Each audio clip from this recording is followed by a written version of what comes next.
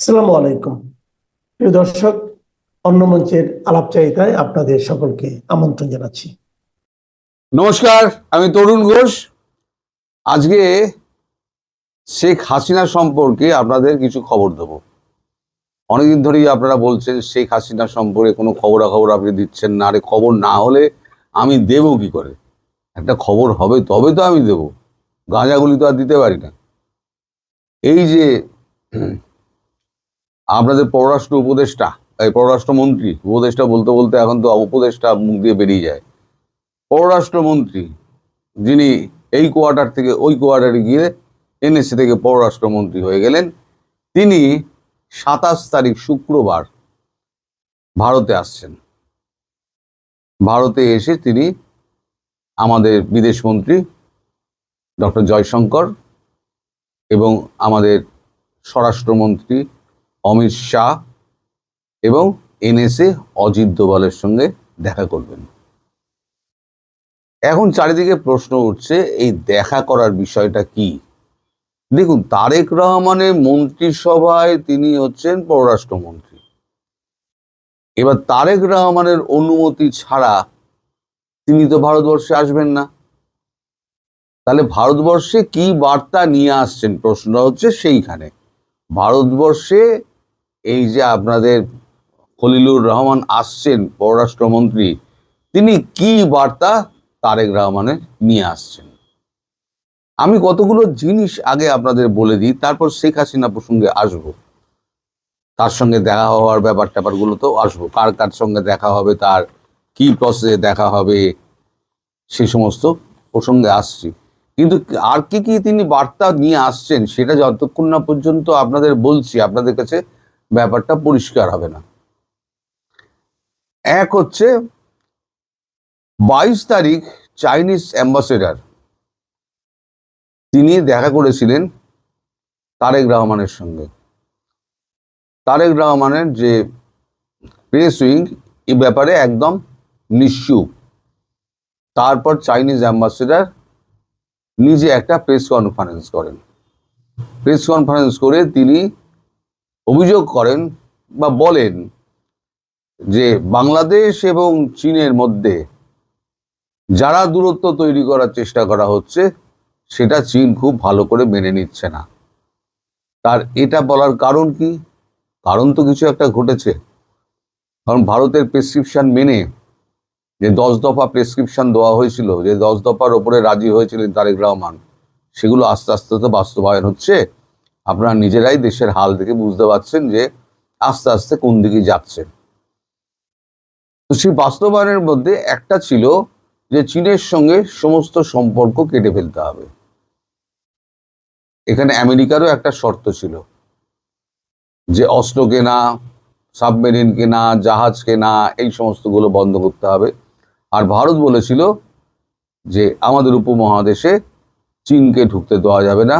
বিশেষ করে তিস্তা প্রকল্পে যে একে ডেকে আনা হয়েছে, চাইনিজ ইঞ্জিনিয়ারদের ডেকে আনা হয়েছে, সরকারকে ডেকে আনা হয়েছে ইউনুসের দপ্তর থেকে, সেটা থেকে বাংলাদেশকে সরে আসতে হবে। সম্ভবত, আমি নিশ্চিত না, সম্ভবত তারেক রহমান সেই বার্তাটাই দিয়ে দিয়েছেন। তাতেই চাইনিজ অ্যাম্বাসেডার তিনি খুব ক্ষেপে গেছেন। ক্ষেপে গিয়ে তিনি এই প্রেস কনফারেন্সটা করে তিনি তার ক্ষোভ উগরে দিয়েছেন। যারা এই দূরত্ব তৈরির চেষ্টা করছে, সেটা ওয়াশিংটনের দিকে ইঙ্গিত করলেন না ভারতের দিকে ইঙ্গিত করলেন তা আমি জানি না। সেটা চীন ভালো করে মেনে নেবে না। মেনে নেবে না তো বয়ে গেল, ভারতের কি আছে, বয়ে গেল।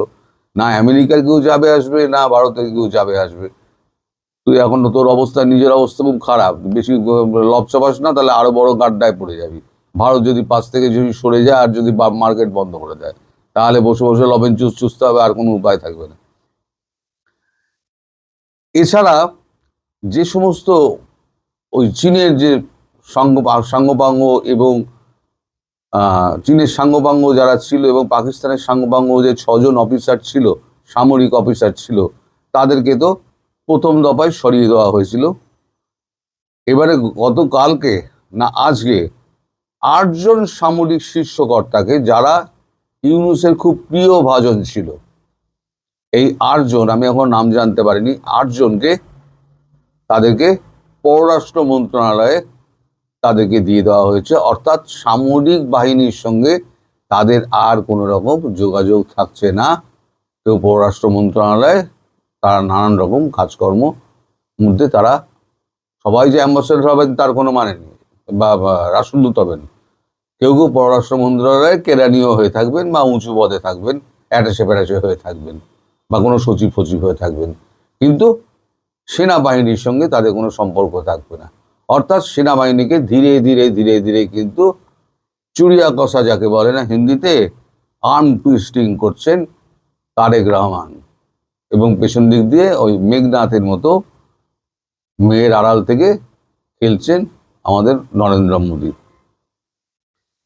প্রণয় ভার্মার সঙ্গে তারেক রহমানের তারেক রহমান বলছি, খলিলুর রহমানের একটা বৈঠক আছে। বৈঠক মানে কি, খলিলুর রহমান তাকে আমাদের প্রণয় ভার্মাকে, রাষ্ট্রদূতকে, তিনি ইফতারে নেমন্তন্ন করেছেন। ইফতারে নেমন্তন্ন সেটা এখন খলিলুরের বাড়িতেও হতে পারে বা তৃতীয় কোনো জায়গায় হতে পারে, তাই প্রণয় ভার্মার ওখানে হচ্ছে না, কারণ এটা তো ইফতারটা দিচ্ছে, নেমন্তন্নটা করেছেন তো খলিলুর রহমান, তাহলে তাকেই অ্যারেঞ্জমেন্টটা করতে হবে, তিনিই করছেন। এই যে সমগ্র এই যে আপনার চীনের সঙ্গে সম্পর্ক কাটা, তিস্তা প্রকল্প থেকে চীনকে সরিয়ে দেওয়া, তারপর সামরিক কর্তাদের সমস্ত চীন পাকিস্তানের সঙ্গে যাদের সাথে সম্পর্ক ছিল কেটে দেওয়া, এবং ইউনূসের সঙ্গে যাদেরকে করা ছিল, মানে যোগাযোগ ছিল এবং প্রিয় পাত্র ছিল, তাদেরকে সরিয়ে দেওয়া, এই যে টোটাল যে ব্যাপারটা হচ্ছে, এটা ভারতকে জানানোর জন্য পররাষ্ট্রমন্ত্রীর এখানে আসা, এবং তারেক রহমানের সঙ্গে তার একটা মানে জয়শঙ্করজির এবং মোদিজির একটা বৈঠকে ডেট ঠিক করা। এখানেই শেষ নয়, আর একটা হচ্ছে ব্যাপার, সেটা হচ্ছে শেখ হাসিনার সঙ্গে তারেক রহমানের হয়তো মুখোমুখি একটা বৈঠকের অ্যারেঞ্জমেন্ট ভারত করতে পারে। বরফটা গলতে গলতে কোথায় গিয়েছে আপনারা দেখুন, লক্ষ্য করুন। এই যে শুক্রবার দিন খলিলুর রহমান আসছেন, খলিলুর রহমান আসছেন, এক হচ্ছে তারেক রহমান আর মোদির দেখা সাক্ষাৎ করা, দুজনের মধ্যে কথাবার্তা হওয়া। এছাড়াও শেখ হাসিনার সঙ্গে তারেক রহমানের যে বৈঠকটা হওয়ার বা বৈঠক একটা করানোর জন্য তিনি একটা ডেট ফিক্স করবেন, কারণ তারেক রহমান ভারতবর্ষে আসছেন খুব সম্ভবত 2 অথবা 3 এপ্রিল, অথবা 3 অথবা 4 এপ্রিল। আমি আপনাদের গতকালই বলেছি খলিলুর রহমান, কালকে ডেট বলতে পারিনি, আজকে ডেটটা জেনেছি, খলিলুর রহমান এ মাসের শেষে হয়তো সামনের মাসের প্রথমে হয়তো ভারতবর্ষে যাবেন। তিনি মানে রাষ্ট্রীয় মানে এতে থাকবেন। তো যাই হোক, থাকাটা বড় ব্যাপার না, আসলটা হচ্ছে কাজ। এর মধ্যে সবথেকে গুরুত্বপূর্ণ বিষয় যেটা হয়ে দাঁড়াচ্ছে, ভারতবর্ষের এতে আপত্তি নেই, ভারতবর্ষ আগ্রহী রয়েছে তারেক রহমানের সঙ্গে শেখ হাসিনার একটা বৈঠকের সামনাসামনি 1-to-1 একটা বৈঠকের ব্যবস্থা করা হবে। এটা এপ্রিল মাসে করা হচ্ছে এই কারণে, আমি বলেছিলাম যে নরেন্দ্র মোদী ইসরায়েল যাবেন,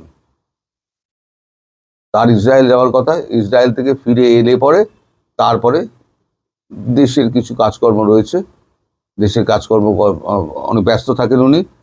ঠিক হচ্ছে 2 অথবা 3 অথবা 3 অথবা 4 এপ্রিলে তারেক রহমান আসবেন, তখনই মোদিজির সঙ্গে তার কথা হবে, এবং একই সঙ্গে চেষ্টা করা হচ্ছে যে শেখ হাসিনার সঙ্গে সেখানে বৈঠক করানো। যদি কোনো কারণে সেই সময় শেখ হাসিনার সঙ্গে বৈঠক তার না হয়, তাহলে পরবর্তী একটা সময়সূচি বার করা হবে। তবে এই বৈঠকের ব্যাপারে এতটুকু জানা গেছে যে শেখ হাসিনার পক্ষ থেকে কোনো আপত্তি করা হয়নি, তিনি দেখা করতে রাজি হয়েছেন এবং আলোচনার জন্য তিনি রাজি আছেন। আপাতত এইটুকু খবর রয়েছে। সুতরাং আপনারা বুঝতেই পারছেন যে বরফ ধীরে ধীরে গলছে, এবং ইউনূসের আমলে দেশের যে অবস্থা ছিল, আজকে কিন্তু সেই অবস্থায় দেশ নেই। হ্যাঁ, কোনো কিছুই একেবারে দুম করে থেমে যাবে না। এ তো একটা ট্রেন চলার মতো, একটা গাড়ি, ট্রেনে একদম ব্রেক মারলেন বা গাড়িতে ব্রেক মারলেন সঙ্গে সঙ্গে থেমে গেল, তা তো নয়। সেটা সেটা কখনো হতে পারে না। তো যাই হোক, এটা হচ্ছে একটা বড় ব্যাপার। আর দ্বিতীয় হচ্ছে, কালকে যে আমি প্রশ্নটা করেছিলাম যে কেন হঠাৎ এই মানে এটা হলো হলো মানে রাষ্ট্রপতির ভাষণটা হলো কেন? রাষ্ট্রপতির ভাষণটা হয়েছে ভারতের ইঙ্গিতে এবং তারেক রহমানের অনুমতিতে। এবং এটা বলে এটা সবাইকে একটা শিক্ষা দেওয়া, ভবিষ্যতে যদি কেউ এই ধরনের জিনিস করেন কোনো রাষ্ট্রপ্রধানের ক্ষেত্রে, তাহলে তার শাস্তি কি হতে পারে, সেটা কি হতে পারে সেটা আমি রাত্রিবেলার ভিডিওতে, যেমন আমি এতে নোটিশে দিয়েছি, রাত্রিবেলার ভিডিওতে আমি আপনাদের ব্যাখ্যা করব। এবং গলা জলে কতটা ডুবে রয়েছে আমাদের স্যার, সেটাও তখন জানতে পারবেন। এবং ভবিষ্যতে তার কি হাল হবে। আমি বরাবর বলে আসছি একটাই কথা, আপনারা সব থেকে বড় সাক্ষী। আপনারা বলেন তো আমার কোনো কথা মেলে না, যে উনি শেষ দিনটা ওনার খুব করুণ যাবে এবং ওই আইসিটিতে ওনার বিচার হবে। আসিফ নজরুল, আমাদের মোহাম্মদ ইউনুস, রেজওয়ানা চৌধুরী, এই যে আমাদের ওই ডাস্টবিন শফিক, সব দিয়ে ওইখানে কিন্তু শুরু হবে। এবং তার প্রাথমিক পর্ব শুরু হচ্ছে আমাদের তাজুল ইসলামকে দিয়ে। আজকে সম্ভবত তাজুল ইসলামের বিরুদ্ধে একটা করা হচ্ছে, মামলা করা হচ্ছে। মামলাটা করছে দুদক। আপাতত এই খবর আমার কাছে আছে। রাত্রি 10:30টার ভিডিওর জন্য আপনারা সবাই অপেক্ষা করুন, তখন আরো অনেক গরম গরম খবর দেবো। সভাপতি মোহাম্মদ শাহাবুদ্দিন আহমেদের যে ইন্টারভিউ কালের কণ্ঠ ছেপেছে এবং এই ইন্টারভিউ চারদিকে যে তোলপাড় ফেলেছে, এই তোলপাড়ের পর কিছু প্রশ্ন স্বাভাবিকভাবেই একেবারে স্বাভাবিক সাধারণ একজন পাঠক হিসেবে, সাধারণ একজন বাংলাদেশের রাজনীতি উৎসুক একজন মানুষ হিসেবে কিছু প্রশ্ন মনের মধ্যে আসে কিনা, এবং এই প্রশ্নগুলো ঘুরপাক খাচ্ছে। ইন্টারভিউর প্রথম দিন তো একটা ধাক্কা, ডক্টর ইউনূস একজন রাষ্ট্রপতিকে, গদিনশীল রাষ্ট্রপতি, তাকে কিভাবে অপমান অপদস্থ করেছেন সেগুলো দেখার পর, এবং পরতে পরতে ক্লাইম্যাক্স, এবং রাষ্ট্রপতি কিভাবে দেশের ভালো চাওয়া কয়েকজন মানুষের কারণে তার গদিটা টিকে রাখতে পেরেছেন, এবং সে তার নিজেরও একটা আত্মবিশ্বাসের ব্যাপার ছিল। নরবরে মেরুদণ্ডহীন ইয়াজউদ্দিন তাজউদ্দিন এই টাইপের যদি রাষ্ট্রপতি হতো, তাহলে এতদিনে মনে হয় না এই চেয়ারে রাষ্ট্রপতি মোহাম্মদ শাহাবুদ্দিন চুপ্পু থাকতেন বা থাকতে পারতেন। তার নিজের অবশ্যই ক্রেডিট আছে। কিন্তু কিছু জিনিস ধরেন, আমরা প্রথমেই প্রশ্ন তুলেছি মানে জানতে চেয়েছি যে রাষ্ট্রপতি তিনি তো সরকারের বা প্রধানমন্ত্রীর পরামর্শক্রমে সবকিছু করেন। তিনি যে ইন্টারভিউটা দিয়েছেন, এটা কি বিএনপির কাছ থেকে বা বিএনপি সরকারের কাছ থেকে কোনো গ্রিন সিগন্যাল নিয়েছেন কিনা? আপাত দৃষ্টিতে আমাদের কাছে মনে হয় তিনি অবশ্যই একটা গ্রিন সিগন্যাল নিয়েছেন। কারণ বিএনপি সরকার যদি ডক্টর ইউনূসের প্রতি অন্ধই থাকতো, তাহলে ডক্টর ইউনূস এই ঝুঁকিটা, রাষ্ট্রপতি মোহাম্মদ শাহাবুদ্দিন এই ঝুঁকিটা নিতেন না। ফলে নিশ্চিত ধরে ইন্টারভিউ দেওয়ার আগে তিনি কোনো না কোনো ওয়েতে একটা গ্রিন সিগন্যাল নিয়েছেন বলেই এটা সিদ্ধান্তে আসা যায়। তার চেয়ে বড় আলাপ হলো, রাষ্ট্রপতির পুরো ইন্টারভিউটা করেছেন হায়দার আলী খানের কালের কণ্ঠের রিপোর্টার, যিনি সংবাদ মাধ্যমে রাষ্ট্রপতির অতি পুরনো আগে থেকেই ঘনিষ্ঠজন হিসেবে পরিচিত, যারা কাছে থেকে জানেন। তিনি এই ইন্টারভিউতে মানুষের উৎসুক যে জায়গাটা থাকতে পারে, উৎসাহের যে জায়গাটা থাকতে পারে, একটা হচ্ছে আওয়ামী লীগ সরকারের সময় তো জামাতের সাথে রাষ্ট্রপতির কোনো যোগাযোগ থাকার কোনো কারণই নেই, কোনো যৌক্তিকতা নেই। বাট 5 আগস্টের পরপর জামাত ইস্যুতে তিনি কিভাবে ডিল করেছেন, 5 আগস্টে জামাতের অবস্থান কি ছিল, 5 আগস্ট পরবর্তী জামাতের অবস্থান কি ছিল, এবং তার মানে রাষ্ট্রপতিকে যে ডক্টর ইউনূস তার চেলাপেলারা সরিয়ে দিতে চেয়েছে, সেই ক্ষেত্রে তিনি বিএনপির কথা জানিয়েছেন যে বিএনপি কি অবস্থান নিয়েছে, বিএনপি তার পক্ষ নিয়েছে, কিন্তু জামাতে ইসলামী কি অবস্থান নিয়েছে এইটা কিন্তু তিনি নিজে তার ইন্টারভিউতে প্রকাশ করেননি। আমরা বুঝতে পারি, আমরা ধারণা করতে পারি জামাতের অবস্থান কি ছিল, রাষ্ট্রপতি শাহাবুদ্দিন আহমেদ চেয়ারে থাকবেন কি থাকবেন না, এটা জামাতের প্রাণপ্রিয় সংগঠনগুলো এনসিপি, ইনকিলাব মঞ্চ, জুলাই ঐক্য, এসবের অ্যাক্টিভিটিস এর মধ্যে জামাতের উদ্দেশ্য আমরা জানি, কিন্তু রাষ্ট্রপতি তো বলেন। এবং রিপোর্টারও রাষ্ট্রপতিকে, যে প্রশ্নের প্রেক্ষিতেই তো রাষ্ট্রপতি উত্তর দিয়েছেন, রিপোর্টারও রাষ্ট্রপতিকে প্রশ্ন করেননি যে তাকে সরিয়ে দেওয়ার ক্ষেত্রে জামাতের ভূমিকা কি ছিল, তিনি কি জামাতের পরামর্শ নিয়েছেন কিনা, জামাতের হেল্প চেয়েছেন কিনা, বিএনপি যেরকম তাকে মেসেজ দিয়েছে জামাত এই ধরনের কোনো মেসেজ দিয়েছে কিনা, জামাতকে সে সময় তাকে সরে যেতে মেসেজ দিয়েছিল নাকি থাকতে মেসেজ দিয়েছিল, এগুলো জানার আগ্রহ অবশ্যই আমাদের আছে। আরেকটা গভীর জিনিস জানার আগ্রহ আছে, সেই জিনিসটা হলো মোহাম্মদ শাহাবুদ্দিন তিনি খুব চমকপ্রদভাবে শেখ হাসিনা সরকারের চয়েস, শেখ হাসিনার চয়েস, শেখ হাসিনার ব্যক্তিগত চয়েস, তিনি শেখ হাসিনা একেবারে সবাইকে অবাক করে দিয়ে, বিস্মিত করে দিয়ে তিনি মোহাম্মদ শাহাবুদ্দিনকে রাষ্ট্রপতি হিসেবে বসিয়েছিলেন, যাকে না, যেটা অনেকে কল্পনাও করতে পারে না যে শাহাবুদ্দিন আহমেদ রাষ্ট্রপতি, মোহাম্মদ শাহাবুদ্দিন বাংলাদেশের রাষ্ট্রপতি হতে যাচ্ছেন।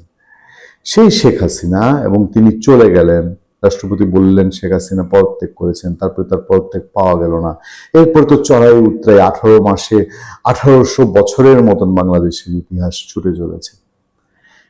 কত চড়াই উতরাই, শেখ হাসিনার দল বিপর্যস্ত, তার মানুষজন, যেই আওয়ামী লীগ, যে যুবলীগ করা, ছাত্রলীগ, যে যুবলীগ করা এই রাষ্ট্রপতি, যিনি একসময় অ্যাক্টিভ পলিটিক্স করেছেন, একজন মুক্তিযোদ্ধা, সেই তার নিজের দল যখন একেবারে ডক্টর ইউনূসের কামানের মুখে ছারখার হয়ে যাচ্ছে, কর্মীরা জেলে মারা যাচ্ছেন, বাইরে মারা যাচ্ছেন, ঘরে বাইরে থাকতে পারছেন না, সেই সময়ে এবং আদ্য পর্যন্ত, এখন পর্যন্ত সাবেক প্রধানমন্ত্রী শেখ হাসিনার সাথে রাষ্ট্রপতি মোহাম্মদ শাহাবুদ্দিনের কতবার কথা হয়েছে, কি কথা হয়েছে, এখনো কথা হয় কিনা, এই প্রশ্নগুলা নিশ্চয়ই একজন স্বাভাবিক সাধারণ পাঠক হিসেবে আমাদের মনে ওঠার কথা, এবং সেগুলোই উঠছে। আমরা সেগুলোর উত্তর পাইনি, উত্তর কখনো পাবো কিনা আমিও জানি না, আমরা জানি না।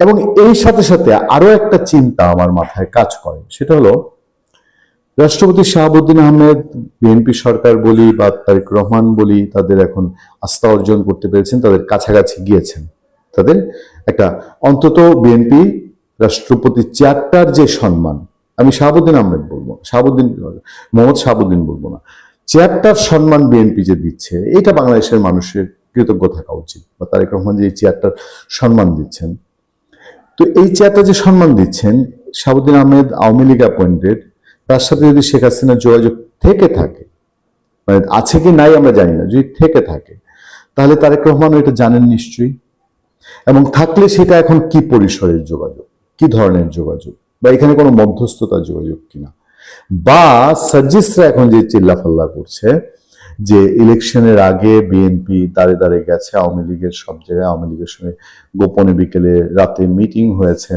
এবং সেই মিটিং এর মধ্যে দিয়ে আওয়ামী লীগের সমস্ত ভোট বিএনপি পেয়েছে, এই যে সার্জিসরা চিল্লাচিল্লি করছে, এটা কতটুকু সত্য? আমি আওয়ামী লীগের ভোট বিএনপি পাওয়ার মধ্যে আমি কোনো অন্যায় দেখি না। বাংলাদেশের স্বাধীনতা, সার্বভৌমত্ব, মুক্তিযুদ্ধের চেতনা, মুক্তিযুদ্ধ, প্রগতিশীলতা, ধর্ম যে হুমকির মুখে পড়েছিল, সেখানে আওয়ামী লীগ বিএনপি ভোটের রাস্তায় এক জায়গায় হওয়া ছাড়া কোনো বিকল্প কিছু ছিল না। বাট আমাদের জানার আগ্রহ তৈরি হয় বলে এই প্রসঙ্গগুলোর আমার অবতারণা। আরো একটা যে কারণে আমরা রাষ্ট্রপতি এবং শেখ হাসিনার যোগাযোগের বিষয়ে আগ্রহী, স্বাভাবিকভাবে, অন্য কোনো বিতর্ক থেকে না, স্বাভাবিক মনের প্রশ্ন থেকে, উৎসাহ থেকে, আগ্রহ থেকে, যে এর আগে রয়টার্সের ইন্টারভিউতে রাষ্ট্রপতি মোহাম্মদ শাহাবুদ্দিন, তাকে রয়টার্স প্রশ্ন করেছিল যে শেখ হাসিনার সাথে তার যোগাযোগ আছে কিনা। এবার সাংবাদিকে প্রশ্ন করেননি, আমি জানি না মিউচুয়াল আন্ডারস্ট্যান্ডিং এই প্রশ্নটা এমনিতেই এড়িয়ে যাওয়া হয়েছে কিনা, মানে সেলফ সেন্সরশিপ যাকে বলে, সেই সেলফ সেন্সরশিপের আওতায় যে প্রশ্নটাই তোলা হয়নি কিনা। তবে রয়টার্সে তিনি যেহেতু এড়িয়ে গিয়েছিলেন, এড়িয়ে যাওয়া মানে যেটাকে বলে যে নীরবতা মানে সম্মতির লক্ষণ, এবার প্রশ্ন করলে সে উত্তরটা কি আরো স্পষ্ট করে দিতে হতো কিনা রাষ্ট্রপতিকে, বা ভবিষ্যতে আরো কোনো ইন্টারভিউতে আমরা জানতে পারবো কিনা রাষ্ট্রপতি শেখ হাসিনার সঙ্গে কতটুকু যোগাযোগ রেখেছেন বা রেখেছেন কিনা। শীঘ্রই আওয়ামী লীগের শীর্ষ নেতারা দেশে ফিরছেন, আওয়ামী লীগের নিষেধাজ্ঞা কি উঠে যাচ্ছে? তবে আজকে কিছু অগ্রগতি আপডেট ঘটেছে। আমি যদিও ইমিডিয়েট আগের ভিডিওটাতে আলাপ করেছি যে আওয়ামী লীগ ফিরবে, যে তাতে কোনো সন্দেহ নাই, সরকারের তরফ থেকে ফিরবে বা ফেরানো হবে। আমি এর আগে অনেক ভিডিওতে বলেছি, প্রেসিডেন্ট জিয়াউর রহমান বাংলাদেশের সব রাজনৈতিক দলের রাজনীতি করার অধিকার দিয়েছিলেন এবং এমনকি মৌলবাদী সাম্প্রদায়িক জামাতকেও পর্যন্ত রাজনীতি করবার অধিকার দিয়েছিলেন।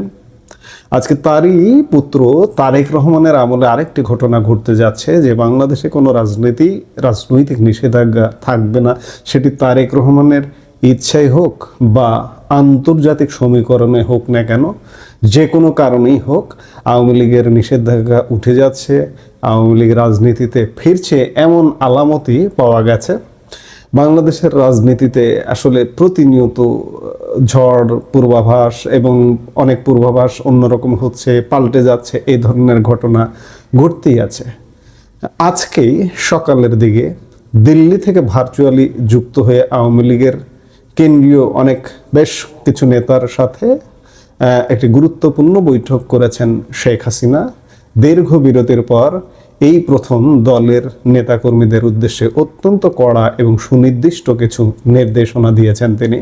শেখ হাসিনা স্পষ্ট করে বলে দিয়েছেন, তৈরি হন, আবার ফিরতে হবে দেশে, মাঠে নামতে হবে। আজকের এই বৈঠকে শেখ হাসিনা ঠিক কি বলেছেন, কেন তিনি হঠাৎ নেতাকর্মীদের দেশে ফেরার নির্দেশ দিলেন এবং বিএনপি ও নির্বাচন নিয়ে তার বিস্ফোরক মন্তব্যগুলো আসলে কি ইঙ্গিত দিচ্ছে। মঙ্গলবার সকালে অনুষ্ঠিত এই বৈঠকে শেখ হাসিনা দিল্লি থেকে ভার্চুয়ালি যুক্ত হন। বৈঠকটি অনুষ্ঠিত হয়েছিল আওয়ামী লীগের একজন প্রেসিডিয়াম সদস্যের বাসভবনে, যেখানে কেন্দ্রীয় কমিটির বেশ অনেক সদস্যই উপস্থিত ছিলেন। এই বৈঠকে সবচেয়ে আলোচিত দিক হলো শেখ হাসিনার দেওয়া সরাসরি নির্দেশ। তিনি নেতাদের উদ্দেশ্যে বলেছেন, মানসিক এবং অন্যান্য প্রয়োজনীয় প্রস্তুতি নিন, কারণ এবার সবাইকে দেশে ফিরতে হবে এবং দেশের রাজনৈতিক ময়দানে সক্রিয় হতে হবে। তার এই বক্তব্যের পর রাজনৈতিক মহলের জল্পনা শুরু হয়েছে, তবে কি শেখ হাসিনা কোনো শক্তিশালী মহলের কাছ থেকে ইতিবাচক সংকেত পেয়েছেন? অনেক নেতার ধারণা, দলের ওপর থেকে নিষেধাজ্ঞা প্রত্যাহারের ব্যাপারে নেত্রী হয়তো কোনো বড় আশ্বাস পেয়েছেন। বৈঠকে শেখ হাসিনা গত 12 ফেব্রুয়ারি নির্বাচন নিয়ে কড়া সমালোচনা করেন। তিনি এই নির্বাচনকে একটি প্রহসন হিসেবে অভিহিত করেছেন। বৈঠকে উপস্থিত বিভিন্ন এলাকার দায়িত্বপ্রাপ্ত নেতারা দেশের বর্তমান পরিস্থিতি নেত্রীর সামনে তুলে ধরেন। শেখ হাসিনা দেশি বিদেশি পর্যবেক্ষকদের ভূমিকা নিয়ে অত্যন্ত ক্ষোভ প্রকাশ করেন। তিনি বলেন, অনেক পর্যবেক্ষক বাংলাদেশে থাকাকালীন বলেছিলেন নির্বাচন খুব ভালো হয়েছে, কিন্তু তারাই আবার নিজেদের দেশে ফিরে গিয়ে রিপোর্ট দিয়েছেন যে 12 ফেব্রুয়ারি নির্বাচন ছিল একটি সাজানো নাটক। শেখ হাসিনা নেতাদের সতর্ক করে বলেন, এসব দুমুখ লোকদের ভরসায় আমাদের বসে থাকলে চলবে না। তিনি নির্দেশ দিয়েছেন, কেন এই নির্বাচন প্রহসন, তার উপযুক্ত ব্যাখ্যা দেশের সাধারণ মানুষের কাছে পৌঁছে দিতে হবে। আওয়ামী লীগ শুরু থেকেই ভোটের হার নিয়ে প্রশ্ন তুলে আসছে। শেখ হাসিনার দাবি, এই নির্বাচনে কোনোভাবেই 60% ভোটের হিসাব মেলানো সম্ভব নয়। তিনি গর্বের সাথে উল্লেখ করেন যে তার ভোট বর্জনের আহ্বানে দেশের মানুষ অভূতপূর্ব সাড়া দিয়েছে। মজার ব্যাপার হলো, শেখ হাসিনা তার শাসনামলের 2018 সালের নির্বাচনের দিনের ভোট রাতে হওয়ার অভিযোগের প্রসঙ্গটি টেনে আনেন। তিনি পাল্টা অভিযোগ করে বলেন, এবার তো 12 ফেব্রুয়ারির ভোট 11 ফেব্রুয়ারি সন্ধ্যা থেকে ব্যালট বক্স বোঝাই করে রাখা হয়েছিল। অর্থাৎ তিনি বর্তমান নির্বাচন প্রক্রিয়ার বৈধতা নিয়ে সরাসরি চ্যালেঞ্জ ছুড়ে দিয়েছেন। বৈঠকে আলোচনার একটি বড় অংশ জুড়ে ছিল আওয়ামী লীগের রাজনৈতিক কার্যক্রমের উপর থাকা বর্তমান নিষেধাজ্ঞা। শেখ হাসিনা যুক্তি দিয়ে বলেন, এই নিষেধাজ্ঞা দুটি কারণে সম্পূর্ণ অবৈধ। প্রসঙ্গত, আওয়ামী লীগ এমন কোনো অপরাধ করেনি যার জন্য সন্ত্রাস দমন আইনে তাদের ওপর নিষেধাজ্ঞা দেওয়া যায়। দ্বিতীয়ত, ডক্টর মোহাম্মদ ইউনূসের নেতৃত্বাধীন অন্তর্বর্তী সরকারকে তিনি অবৈধ হিসেবে অভিহিত করেছেন। তার মতে, একটি অবৈধ সরকারের দেওয়া কোনো নির্দেশই আইনত বৈধ হতে পারে না। তিনি বিএনপি সরকারের নাম না নিলেও বর্তমান শাসন ব্যবস্থার প্রতি ইঙ্গিত করে বলেন, আমরা আশা করব বর্তমান সরকার এই অবৈধ নিষেধাজ্ঞা প্রত্যাহার করবে। যদি না করে তবে আমরা আমাদের মতো করে সিদ্ধান্ত নেব এবং কঠোর কর্মসূচি ঘোষণা করব। মঙ্গলবারের এই বৈঠকে উপস্থিত নেতারা শেখ হাসিনার কণ্ঠে সেই চিরচেনা আত্মবিশ্বাস লক্ষ্য করেছেন। তিনি জোর গলায় দাবি করেছেন যে আন্তর্জাতিক মহলে বাংলাদেশের এই ত্রয়োদশ জাতীয় সংসদ নির্বাচনকে কখনোই স্বীকৃতি দেবে না। বৈঠকে গুরুত্বপূর্ণ অনেক নেতা উপস্থিত ছিলেন, যদিও আওয়ামী লীগের সাধারণ সম্পাদক ওবায়দুল কাদেরের অসুস্থতার কারণে উপস্থিত থাকতে পারেননি। তবে বৈঠকে উপস্থিত ছিলেন প্রেসিডিয়াম সদস্য জাহাঙ্গীর কবির নানক, মোফাজ্জল হোসেন চৌধুরী মায়া, যুগ্ম সাধারণ সম্পাদক বাহাউদ্দিন নাসিম, এস এম কামাল হোসেন, শফিউল আলম চৌধুরী নাদেল, তিনিও বৈঠকে উপস্থিত ছিলেন এমনটা শোনা যাচ্ছে, এবং আরো অনেকেই উপস্থিত ছিলেন। তারা প্রত্যেকেই মাঠের পরিস্থিতি তুলে ধরেন এবং নেত্রীর নির্দেশে উজ্জীবিত হন। দর্শক, শেখ হাসিনার এই দেশে ফেরার ডাক বাংলাদেশের রাজনীতিতে এক নতুন মোড় নিতে পারে। একদিকে তিনি আন্তর্জাতিক মহলের সমর্থনের আশা করছেন, অন্যদিকে মাঠ পর্যায়ের নেতাদের প্রস্তুতি নিতে বলছেন। এখন প্রশ্ন হলো, আওয়ামী লীগ কি সত্যি রাজপথে বড় কোনো কর্মসূচিতে ফিরছে, নাকি পর্দার আড়ালে অন্য কোনো সমীকরণ কাজ করছে? আপনার কি মনে হয় শেখ হাসিনার এই নির্দেশ কি আওয়ামী লীগকে আবার ক্ষমতায় ফেরার পথ দেখাবে? কমেন্ট করে